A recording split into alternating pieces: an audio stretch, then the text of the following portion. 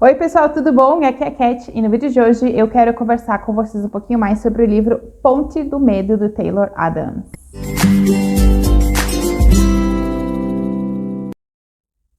Ponte do Medo é o novo suspense do autor de Sem Saída, outro romance de suspense publicado aqui no Brasil também pela Faro Editorial e que virou filme recentemente pela Stars, bem legal, eu assisti, ficou bem parecido com o livro mesmo.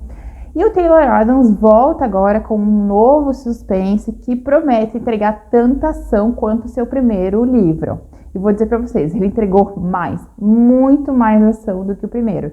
Em Ponte do Medo, a gente vai acompanhar a Lina. A Lina, ela é uma jovem que acabou de perder a irmã, a Cambry, para um suicídio. Pelo menos isso é o que diz o relatório policial que ela recebeu. Que a irmã dela teria ido até essa ponte remota chamada Ponte do Medo, que fica em Magnet Springs, Montana, e ela teria se jogado dessa ponte. A Lena, ou Lina, ela fica muito chocada com a notícia, não só por causa da morte da irmã em si, mas porque ela não acredita. Ela acha que a irmã dela não teria se suicidado, ela acha muito estranho, ela conhece a irmã, ela sabe que a irmã não chegaria a esse desespero, a esse ato final. Ela acha que outra coisa aconteceu com a irmã dela, ela resolve descobrir. E a partir disso ela vai tentar refazer os últimos momentos da irmã para descobrir a verdade. Para isso, ela vai se encontrar com o policial que encontrou o corpo da irmã dela, que é o policial Raymond Reisavik, e eles vão se encontrar na Ponte do Medo, de onde a irmã dela teria se atirado. E é nesse lugar que a Lena vai começar a fazer perguntas para esse policial, tentando refazer os passos da irmã. Ela acha que ele está mentindo, ela acha que o cerne do mistério que envolve a morte da irmã tem a ver com esse policial. Ela acha que ele que está envolvido, ele que mentiu, o relatório dele não é verdadeiro. E ela começa, então, a tentar tirar essas respostas dele na Ponte do Medo. A partir daí, gente, o livro é uma crescente de ação e reviravoltas. Não tem como eu contar quase nada sobre a trama dele sem entregar algum spoiler para vocês, exatamente porque o Taylor é muito conhecido por essa questão de que, ao final de cada capítulozinho, ele coloca um twist. Ele coloca uma coisa nova acontecendo. Então é um pouco difícil contar alguma coisa sem entregar todas as pequenas surpresas que ele faz no enredo. Para vocês terem noção, o livro inteiro se passa em basicamente 3 horas. É o tempo que toda ação vai acontecer.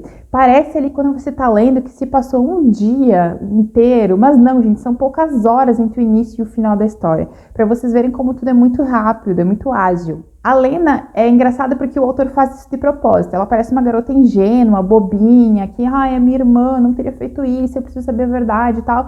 Mas ao longo da história ela vai se mostrando muito mais esperta, engenhosa, ela sabia o que ela estava fazendo, ela sabia como confrontar o policial, e são coisas que você vai descobrindo ali ao longo da história, como é que ela chegou nisso tudo.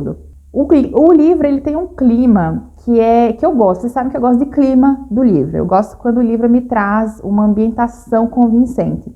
E a ação toda, essas 3 horas, se passam na Ponte do Medo. Os dois ali naquela ponte, gente. Vocês imaginem só. E assim, e ao mesmo tempo que eles estão ali, o clima tá seco, tá quente, tem poeira, eles estão suando. E aí tá acontecendo algumas queimadas ao longe e eles conseguem ver o clarão do fogo que está vindo na direção deles. Então é um livro que ele tem essa ambientação assim quase claustrofóbica, que eles precisam sair daí, você fica o tempo inteiro, gente, resolvam isso e saiam desse lugar, porque tá quente, eles estão suando, aquela poeira ao redor deles, sabe, aquele clima que parece que a garganta começa a secar conforme você lê a história.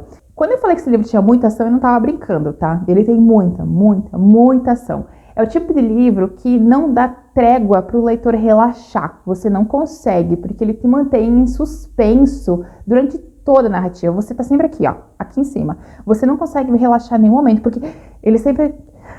Quando você acha que a coisa vai assentar, ele te leva para um pico de descoberta. Então é um livro que é o tempo todo assim, Não sei nem se eu tô fazendo sentido, mas é um livro que ele acontece o tempo todo pra cima.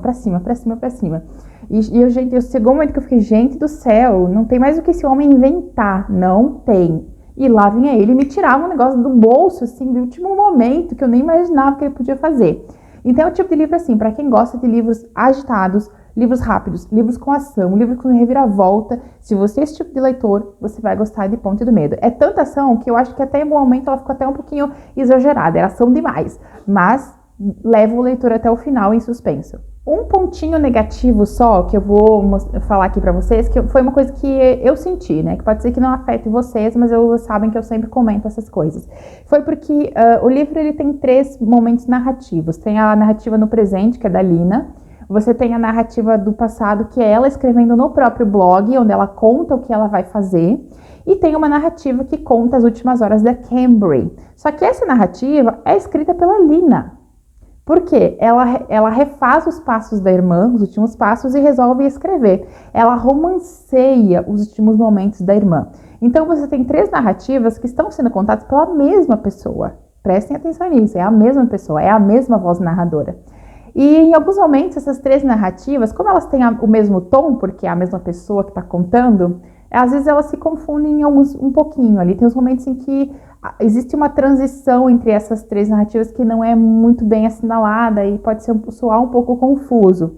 Eu realmente queria que o autor tivesse feito uma divisão um pouquinho mais clara dessas 3 vozes, que são a mesma voz, mas elas têm ali intenções diferentes. Mas assim, coisa pequena, é coisa que realmente eu senti quando eu estava lendo, que essa divisão das 3 narrativas podia ser um pouquinho mais definida, eu acho que teria sido melhor.